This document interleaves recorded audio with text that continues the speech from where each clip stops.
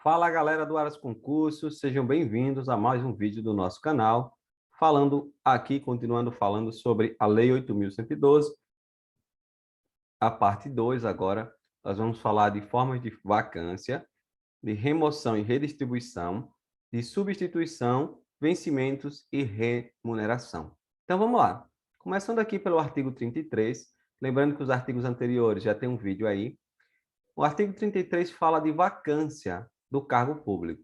Vacância é deixar um cargo público vago, como o nome diz, vacância, de vago. Existem algumas formas, como exoneração, demissão, promoção. Quando você é exonerado, o cargo fica vago. Quando você é demitido, o cargo fica vago. Quando você é promovido, o cargo que você estava fica vago e você ocupa outro. Então, promoção é uma forma de provimento e uma forma também de vacância. A readaptação, você também deixa um cargo vago e ocupa outro, porque você vai ocupar um cargo de acordo com sua limitação, com a limitação que você sofreu. Então, é tanto forma de provimento como de vacância. Aposentadoria, forma de vacância. Posse em outro cargo inacumulável. Se é um cargo inacumulável, você não pode acumular, logo, o cargo que você estava fica vago. E falecimento, que é o pior, né? Morreu, o cargo ficou vago. Então, essas são as formas de provimento, beleza? Ou as formas de vacância, beleza? Formas de vacância. Lembrando que ascensão e transferência, essas não são mais válidas, não estão mais nessa lei, beleza? Depois disso, vamos falar aqui do artigo 34 e o artigo 35. Falar de uma forma de vacância que é a exoneração do cargo efetivo. Ela dá-se-á a pedido do servidor ou de ofício. Lembrando que exoneração não é uma punição, não é uma penalidade. Ela vai ocorrer em duas situações. Quando não satisfeitas as condições do estágio probatório, ou seja, você reprova no estágio probatório, então você vai ser exonerado, ou quando, tendo tomado posse, o servidor não entra em exercício no prazo estabelecido. É outra forma de você ser exonerado e deixar o cargo vago. A gente até já comentou sobre isso no último vídeo, beleza?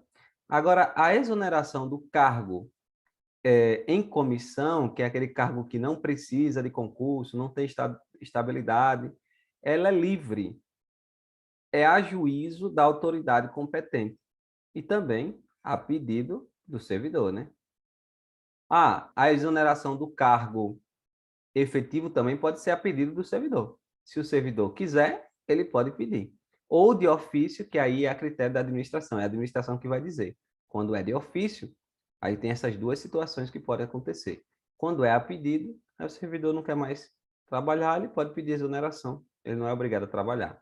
E aí a exoneração de encargo e comissão é a juízo da autoridade competente. Quando a autoridade quiser, ela exonera. É assim, porque o cargo é em comissão. E há pedido do próprio servidor. O servidor também pode pedir para sair, beleza? E aí ele será exonerado. Essas situações aí. Da remoção e redistribuição. Cuidado para não confundir esses termos. Remoção é o deslocamento do servidor. O servidor vai ser deslocado. Ela pode ser a pedido de quem? Do servidor, ou de ofício, que a de ofício é no interesse da administração. A administração quem remove o servidor. No âmbito do mesmo quadro, com ou sem mudança de sede. Ok? Vai ser no mesmo quadro e pode haver mudança de sede e pode não haver. Mas quem vai ser removido é o servidor. Ele pode, por exemplo, um servidor público federal, ele pode estar aqui em um estado e ser removido para outro estado, ok? Dentro do quadro de servidores públicos federais, beleza? Um servidor público estadual, ele pode estar numa cidade e ser removido para outra, dentro do quadro dos servidores estaduais, beleza? Isso pode ocorrer a pedido, que é quando o servidor pede, ou de ofício, no interesse da administração. Mas, para fins do disposto nesse artigo, entende-se por modalidade de remoção de ofício, no interesse da administração, quando a administração quer, a pedido, que aí fica a critério da administração, De ofício, a administração mandou, já era. A pedido é a critério da administração. Você pede a administração, ela vai autorizar ou não. E a pedido tem um caso especial, que é a pedido para outra localidade, independente do interesse da administração. E essa é especial, por quê? Quando é que ela ocorre? A pedido, a remoção, quando ela vai ser a pedido para outra localidade, independente do interesse da administração, para acompanhar o cônjuge ou companheiro, também servidor ou da União, ou do Estado, ou do Distrito Federal, ou do município, que foi deslocado no interesse da administração. Então, vamos pensar aqui. A, a Lei 812, ela é romântica. Ela permite que os casais fiquem juntos. Então, vamos pensar que o servidor lá do estado de Alagoas foi removido para longe lá. Foi removido para uma cidade longe. E aí, como ele é servidor público, ok? Como ele é servidor público, você pode pedir remoção para acompanhar esse seu cônjuge, beleza? Seu marido foi removido para um outro estado, por exemplo, ele sendo servidor público federal, e você também sendo servidora pública federal, pode pedir a remoção, e essa remoção será independente do interesse da administração. Ok? A administração tem que lhe conceder essa remoção, porque seu marido foi deslocado, foi removido no interesse da administração lá. Não foi ele que pediu, ele que foi removido. Então, nesse caso, você tem direito. E a administração não pode te impedir. Outra coisa é por motivo da saúde do servidor, do cônjuge, companheiro ou dependente que viva às suas expensas e conste no seu assentamento funcional, condicionado à comprovação conjunta médica oficial. Então, vamos pensar que você ou alguém da sua família que está lá no assentamento funcional ficou doente e precisa de um tratamento que só tem em tal lugar. Nesse caso, ele pode pedir remoção para esse lugar, e aí, tendo uma comprovação por junta médica oficial, ele pode ser removido, independente do interesse da administração. E em virtude de processo seletivo, abre-se, às vezes, os processos seletivos quando o número de interessados for superior ao número de vagas. Como assim? Quando o número de interessados para ocupar o cargo em uma região é superior ao número de vagas, aí tem que ter um processo seletivo. Se você passar nesse processo seletivo, você tem direito a ser removido, independente do interesse da administração. Ok? Então, resumindo, existem 3 casos de remoção. Primeiro caso, de ofício no interesse da administração. Isso aí a administração te manda para onde ela quer lá, não pode ser em forma de punição, mas ela te manda para outro lugar porque está precisando lá. Existe também a pedido, a critério da administração, o servidor simplesmente vai lá e pede a administração para ser removido, e a administração libera ou não. E existe a pedido do servidor para outra localidade, independente do interesse da administração. Quando é que acontece independente do interesse da administração? Para acompanhar cônjuge ou companheiro, também servidor que foi deslocado no interesse da administração, ou por motivo de saúde do servidor, ou de alguém que está no assentamento funcional, condicionado à comprovação médica, ou em virtude de processo seletivo promovido, ok? Nessas situações, o servidor pode ser removido, independente do interesse da administração. Redistribuição. Veja que a remoção é o deslocamento do servidor, ok? A redistribuição é o deslocamento do cargo de provimento efetivo, ocupado ou vago no âmbito do quadro geral de pessoal para outro órgão ou entidade do mesmo poder. Então, é o cargo que vai se deslocar, não é o servidor. O servidor pode ir junto? Pode, mas aí quem está se deslocando é o cargo. Com prévia apreciação do órgão central, do CIPEC, que é o Sistema de Pessoal Civil da Administração Federal, observados os seguintes preceitos. Para que ocorra essa redistribuição de cargos, tem que ser algo no interesse da administração, não é o servidor que vai pedir para mudar os cargos de órgão, então não tem lógica. Tem que ter equivalência de vencimentos, tem que ter a manutenção das atribuições do cargo, tem que ter a vinculação entre responsabilidade e competência das atividades, tem que ter o mesmo nível de escolaridade, especialmente habilitação, especialidade ou habilitação profissional, e tem que ter também a compatibilidade entre atribuições do cargo e as finalidades institucionais do órgão ou entidade. Então, tem que ter todos esses critérios aí para que ocorra a remoção. A redistribuição ocorre ex officio, ou seja, de ofício, para ajustamento de lotação e da força de trabalho às necessidades do serviço. Ou seja, tem um lugar que está precisando de mais servidores do que outro. Então, vai fazer esse ajuste. E pode ocorrer também, nessa reorganização, criação de órgão, ou pode ocorrer essa reorganização quando ocorrer extinção ou criação de órgão ou entidade.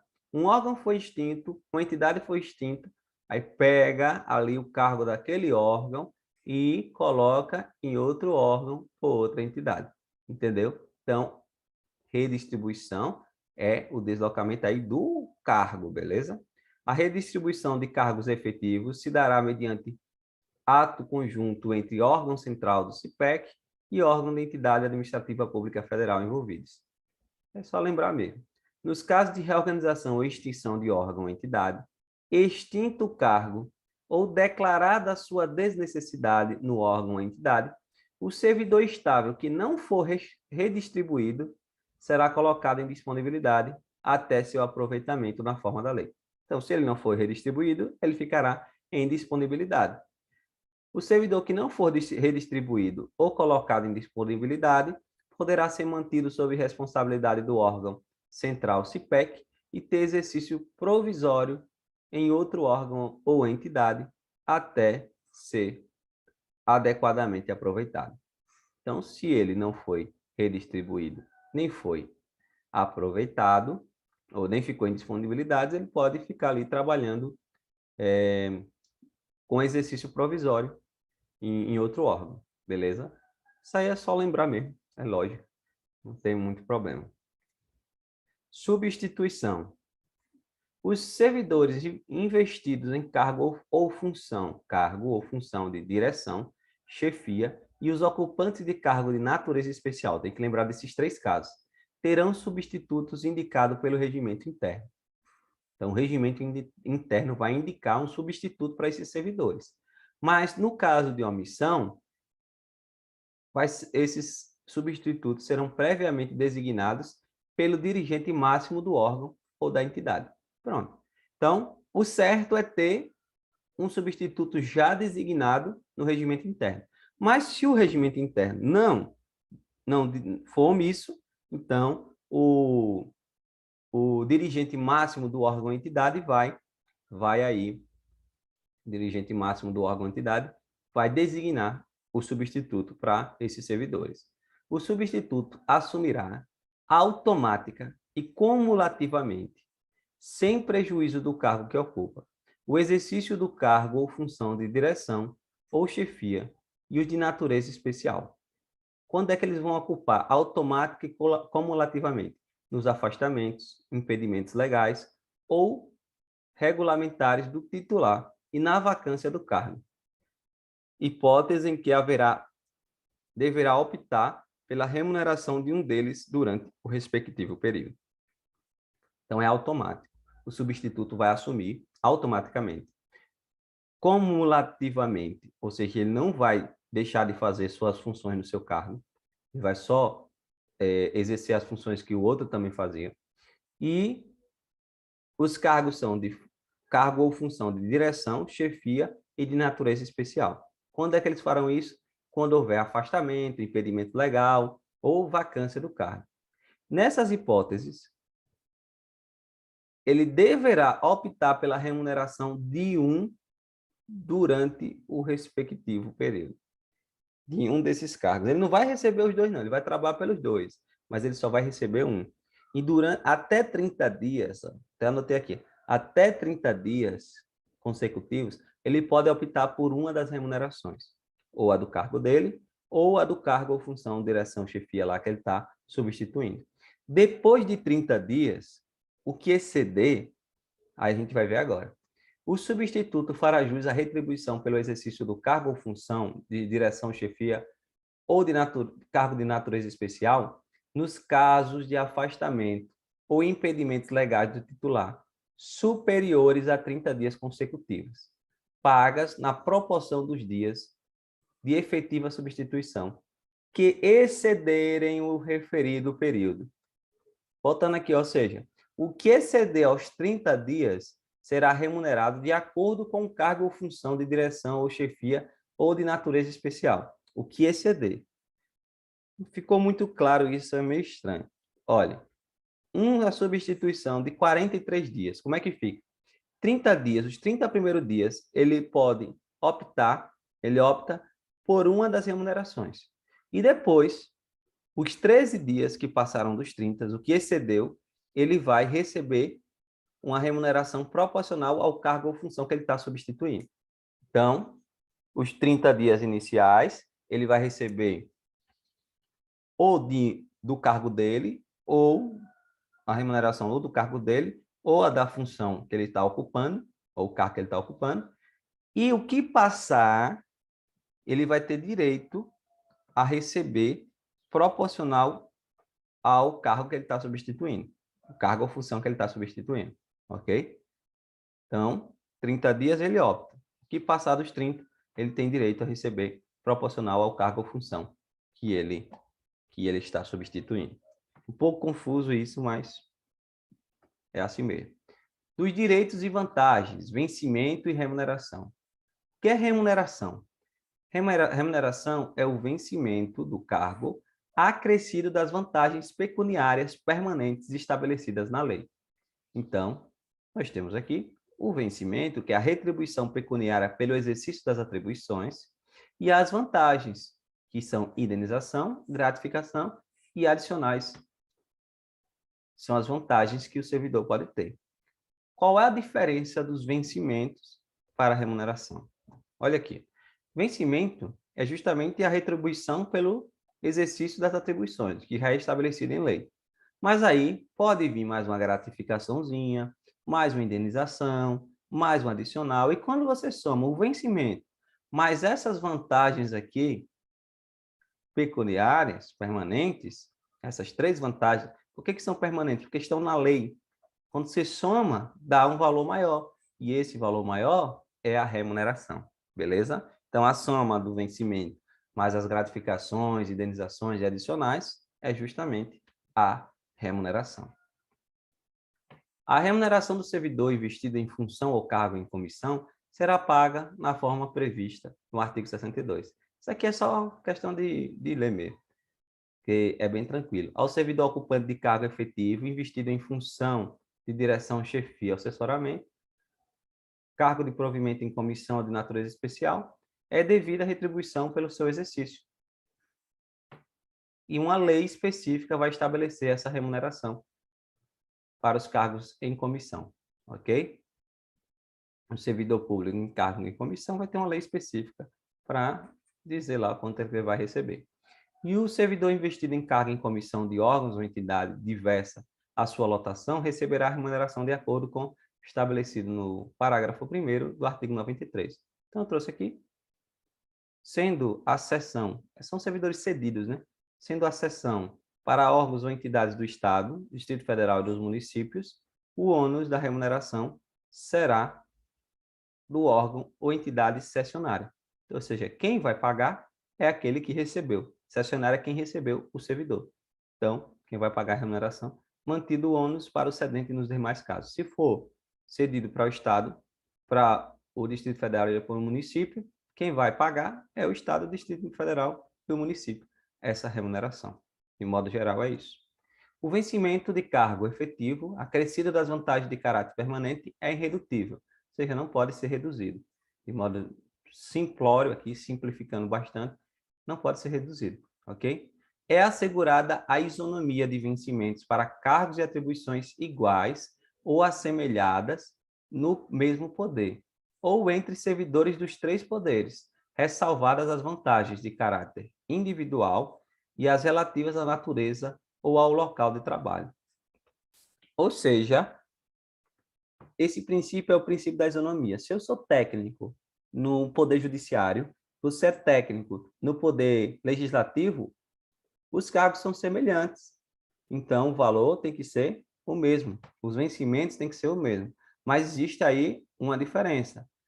As vantagens de caráter pessoal não estão incluídas nessa isonomia, que é caráter pessoal, cada caráter individual, né? Cada um vai receber de forma diferente, e também as vantagens relativas à natureza ou ao local do trabalho. Às vezes o local do trabalho tem algum valor a mais que vai receber, então, nesses dois casos, não precisa haver isonomia. A isonomia é para cargos de atribuições iguais ou assemelhados no poder. Mas, na questão de caráter individual e natureza ou local de trabalho, isso aí está ressalvada, ou seja, não precisa haver isonomia, ok? Por exemplo, se viesse uma questão assim, é assegurada a isonomia de vencimentos para cargos de atribuições iguais ou assemelhados do poder ou entre servidores dos três poderes, inclusive as vantagens de caráter individual, não, inclusive não, ressalvadas, ou seja, aqui não está incluso essas vantagens, ok? Nenhum servidor receberá remuneração inferior ao salário mínimo. Nenhum servidor poderá perceber mensalmente, a título de remuneração, importância superior à soma dos valores percebidos como remuneração em espécie, a qualquer título, no âmbito dos respectivos poderes, pelos ministros do Estado, por membros do Congresso Nacional e pelo ministro do Supremo Tribunal Federal. Ou seja, existe um teto de remuneração, ok? E o servidor não pode ultrapassar esse teto. O teto do Poder Executivo é o ministro do Estado. O técnico do Poder Legislativo são os membros do Congresso Nacional. O teto do Poder Judiciário é o STF. Beleza? Esses são tetos. Então, os servidores não poderão receber mais do que isso. Sua remuneração não pode ultrapassar isso. No entanto, excluem-se do teto da remuneração as vantagens previstas nos incisos 2 a 7 do artigo 61. Ou seja, gratificações natalinas não inclui no teto. Ou seja, você pode receber até o valor lá do ministro do Estado, por exemplo, mais a gratificação natalina, que não vai ultrapassar o teto porque ela não inclui. Adicional pelo exercício de atividades insalubres, perigosas ou penosas, adicional pela prestação de serviço extraordinário, adicional noturno e adicional de férias. Esses casos aqui não entram no teto de remuneração. Não vai contar, beleza? Próximo. O servidor perderá a remuneração do dia em que faltar, sem motivo justificado, isso é óbvio, né? Faltou, tem que perder mesmo. A parcela da remuneração diária proporcional aos atrasos, ausências justificadas, ressalvadas as seções que trata o artigo 97. No caso dos artigos 97 aqui, tem algumas seções que será considerado como efetivo exercício e o servidor não vai ter prejuízo. Doação de sangue por um dia, pelo comprovante de alistamento, pelo período comprovadamente necessário para alistamento ou recadastramento eleitoral, limitado, em qualquer caso, a 2 dias, por 8 dias, no caso, consecutivos em razão de casamento e falecimento. Então, nesses casos, o servidor não vai ter desconto, ok? Não vai perder a remuneração. Agora, e se ele faltar ou atrasar, tem que ter desconto? Se tiver saída antecipada, por exemplo, ou atraso ou ausência, pode ocorrer uma compensação de horário? Pode. Uma compensação de horário até o mês subsequente ao da ocorrência a ser estabelecida pela chefia imediata. Então, a chefia que vai dizer se ele pode fazer uma compensação de horário. E as faltas justificadas decorrentes de caso fortuito ou de força maior poderão ser compensadas a critério da chefia imediata, sendo assim consideradas como efetivo exercício. O que são as faltas decorrentes de caso fortuito ou força maior? Por exemplo, você vem, aí bate o carro e não consegue chegar no trabalho. Aí você avisa a chefia, olha, eu estava indo trabalhar, mas não consegui porque eu bati o carro. Então, nesse caso, a chefia pode fazer uma compensação de horário com você e, sendo assim, você não vai ter desconto. Você pode chegar um dia, uma hora mais cedo, sair uma hora mais tarde, etc., para compensar esse horário e aí não vai ter desconto, beleza? Artigo 45, salvo por imposição legal, o mandato judicial, nenhum desconto incidirá sobre a remuneração ou provento. Salvo por imposição legal. Ou seja, a única coisa é algo que esteja na lei ou mandato judicial é que pode ter algum desconto na remuneração. Por exemplo, se faltar, se atrasar, mandato judicial, nesses casos, pode sim ter desconto. Também, mediante autorização do servidor, poderá haver consignação em folha de um pagamento em favor de terceiros, a critério da administração. Então, pode fazer uma consignação ali, comprar um carrinho, é servidor, vai ter um desconto ali na sua folha, mas tem que ter uma autorização do servidor. E com reposição de custos na forma definida em regulamento. Total de consignações facultativas de que tratar o artigo 1º, ou seja, você quer ali comprar alguma coisa, ou parágrafo 1º, né? Quer comprar alguma coisa e faz lá uma consignação, quer comprar um carro, não tem dinheiro, mas agora é servidor, faz lá uma consignação, paga lá para 200 vezes.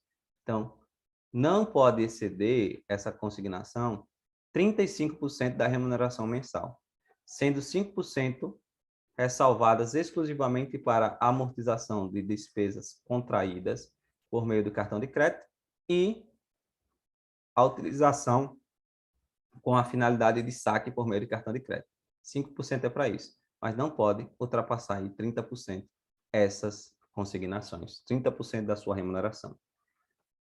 As reposições e indenizações ao erário, devolver dinheiro à administração, ao governo, né? Atualizadas até 30 de julho de 1900, serão previamente comunicadas ao servidor ativo, aposentado ou ao pensionista, para pagamento no prazo de 30 dias. Você está devendo ao erário, tem que pagar no prazo de 30 dias. Pode parcelar a pedido do interessado, só que esse parcelamento, ele não pode ser, a parcela não pode ser inferior a 10% da remuneração. Então, se você está devendo ao erário, tem até 30 dias para pagar. Pode parcelar? Pode, mas não pode ser uma parcela abaixo de 10% da sua remuneração.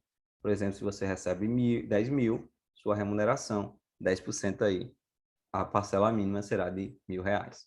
E se você recebe 1.000, a parcela mínima será de R$100. Ok? Quando o pagamento indevido houver ocorrido no mês anterior ao do processamento da folha, a reposição será feita imediatamente, em uma única parcela. Então, se você receber um pagamento indevido no mês anterior, a reposição será imediata, em uma única parcela. Você recebeu 300 mil a mais, erraram lá e colocaram lá 300 mil. Tem que devolver em uma única parcela imediatamente, beleza? Na hipótese de valores recebidos em decorrência de cumprimento à decisão liminar, a tutela antecipada ou a sentença que venha a ser revogada ou rescindida, serão eles atualizados até a data da reposição.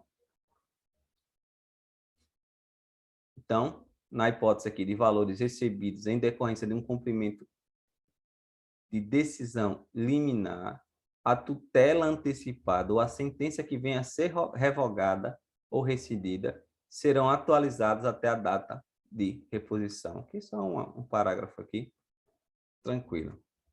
Artigo 47. Servidor em débito com o erário que for demitido, exonerado ou tiver aposentadoria ou disponibilidade cassada, terá o prazo de 60 dias para quitar o débito. Então, se você é servidor, foi demitido, foi exonerado ou teve a aposentadoria cassada, tem até 60 dias para quitar o débito. É urgente porque se você foi demitido, teve alguma coisa, você não vai estar lá mais presente, então você não sabe o que ele vai receber, então tem que cobrar ligeiro. A não quitação do débito no prazo previsto implicará sua inscrição na dívida ativa. E o vencimento, a remuneração e o provimento não são objeto de arresto, sequestro ou penhora, exceto nos casos de prestação de alimentos resultante de decisão judicial. Arresto, sequestro ou penhora são formas de apreensão. Então, eles não podem ser apreendidos, o vencimento e a remuneração, exceto nos casos de prestação de alimentos, ok? Os casos de prestação de alimentos feito por uma decisão judicial. Aí eles poderão, sim, ser objeto de arresto, sequestro ou penhora. Então, esses foram os artigos aqui até o 48. Logo mais vamos trazer aí uma lista de questões sobre esses artigos. Se inscreva no canal, deixe seu like. Valeu. Tchau, tchau.